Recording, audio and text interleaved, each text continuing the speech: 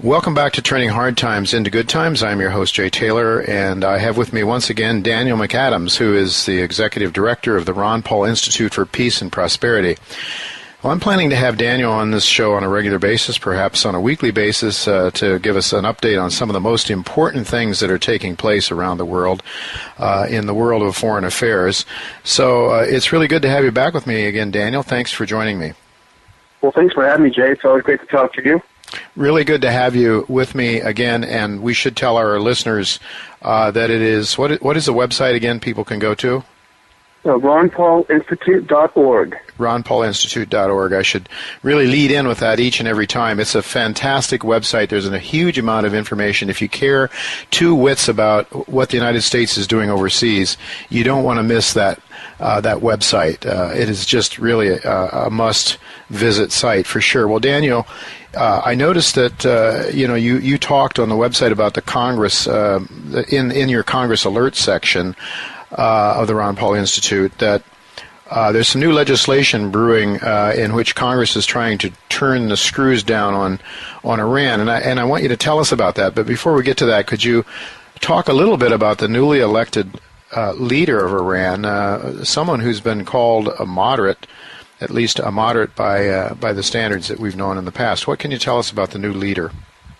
Sure, absolutely. No, he's Hassan Rouhani is considered a moderate. He was a protege of Rafsanjani, who was an earlier Iranian president who was also a moderate. He was endorsed by Rafsanjani. Apparently, he's a fluent speaker of English.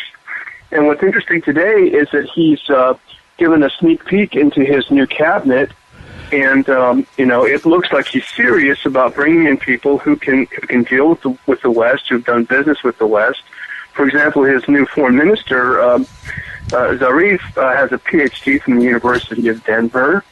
His chief of staff has a PhD in economics from George Washington University.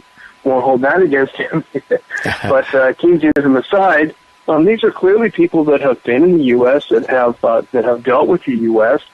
And it should be a signal that Iran is trying to extend a hand to the U.S. to restart negotiations.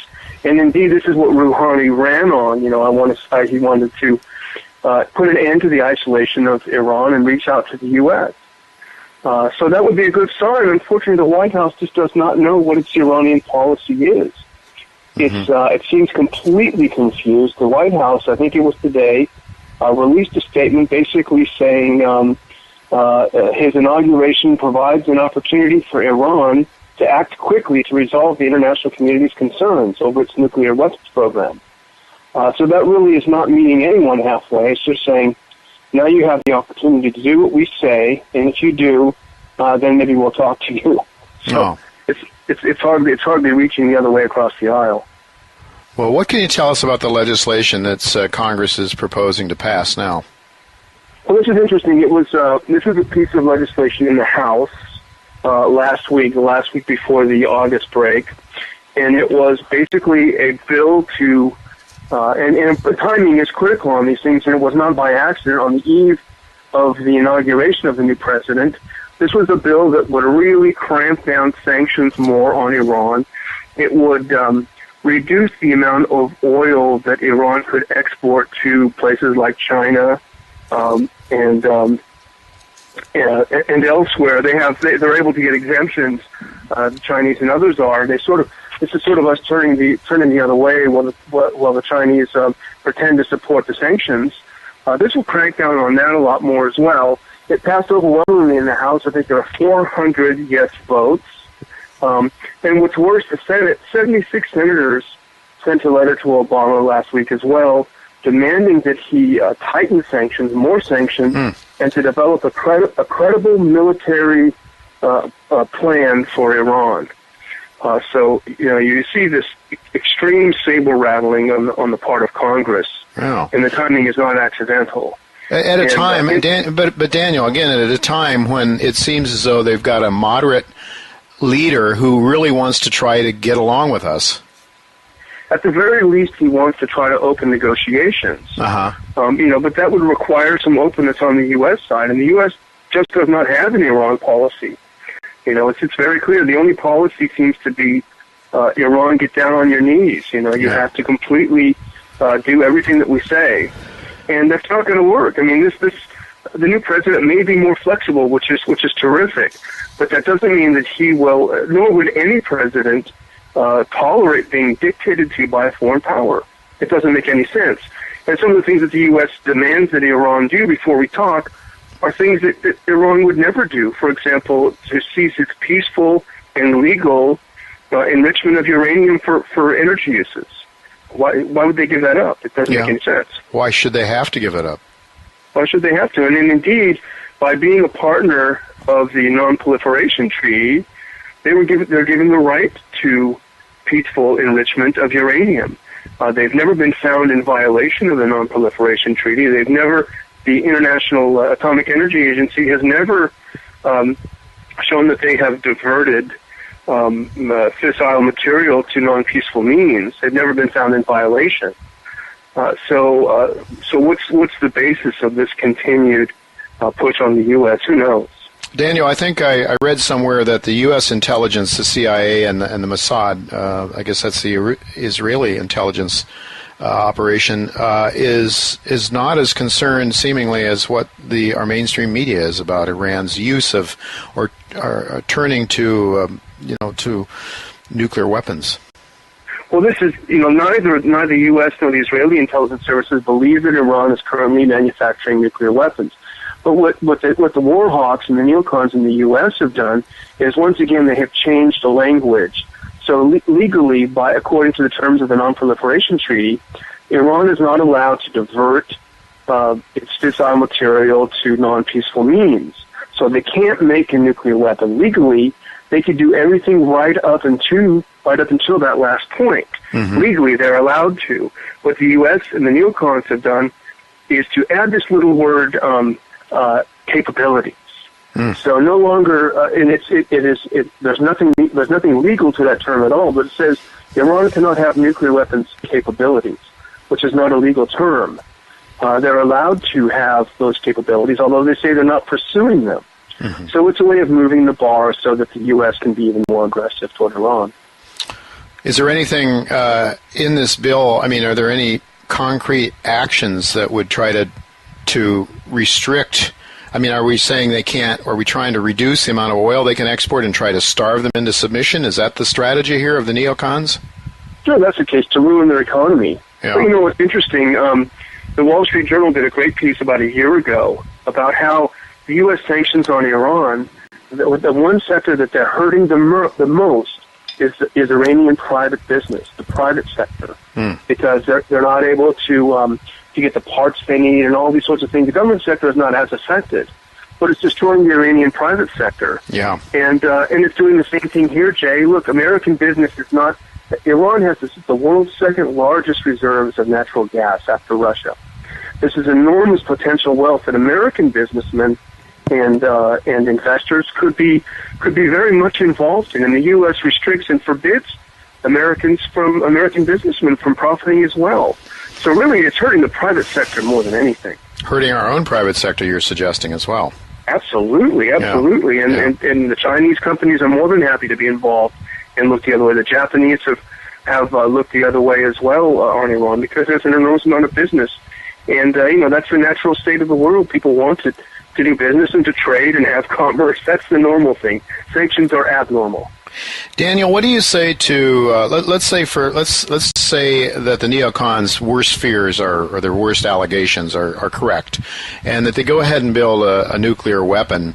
What does Israel have to fear? Does not Israel themselves have a nuclear weapon too? Well, sure, they have. Not only do they have, probably at least 200, but they've recently acquired the capability of housing these nuclear weapons on submarines. Oh. So that makes them one of the most lethal countries on Earth, up there in a very, very elite few countries that can project absolutely devastating power worldwide. So even if Iran were to acquire or to build a nuclear weapon, there's just absolutely no way they could use it. The neocons would say, well, the Iranians are all crazy. They don't think in a rational way. Therefore, they can't be trusted to be rational actors. And that's how they get out of that sort of logical mess that they made for themselves. But where is the indication of that? Where do we see Iran acting in complete irrational, non-self-interest? You don't see it. It doesn't have to say that we agree with their particular political and religious system to recognize reality about Iran.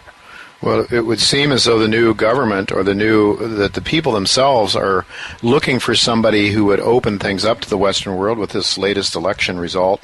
You would think that that's not really what Iran is looking to do. Well, what in the world is behind this, Daniel? Why in the world do we, are we saber rattling like this? If we don't have anything to worry here in the United States about it, the Israelis don't really have to worry. I mean, granted, if they started building a nuclear weapon, we could know about that, right? And we could put a stop to it pretty quickly if we wanted to.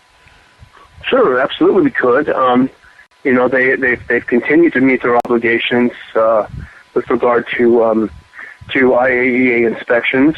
Although, of course, the U.S. always ups the ante every time they allow something. We want more. Yeah. But it's well, so it is.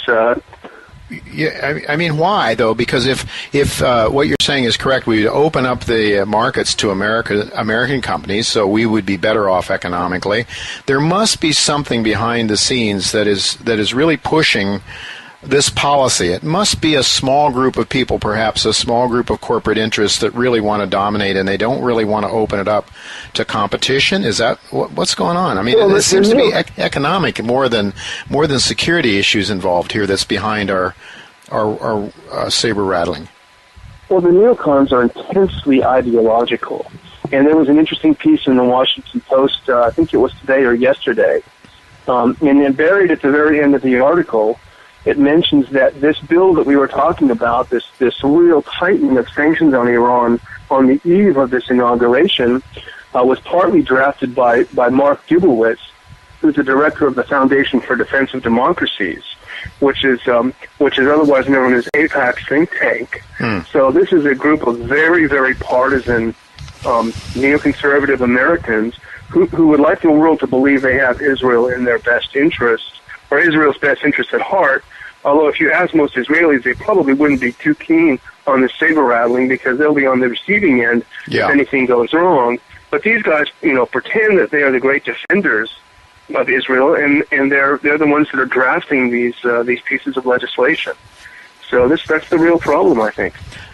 Daniel, we're almost out of time already. It goes so fast with you, but I want you to just if you could maybe summarize and tell our listeners why Americans should care about this issue.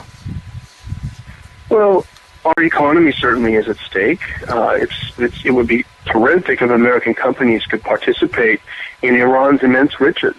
The Iranian people have been historically among the few. The Persian people have been among the few people that have always had positive view of American citizens, and they understand that Americans are not the same as the American government. So we have a potentially, very profitable in more ways than one relationship with Iran.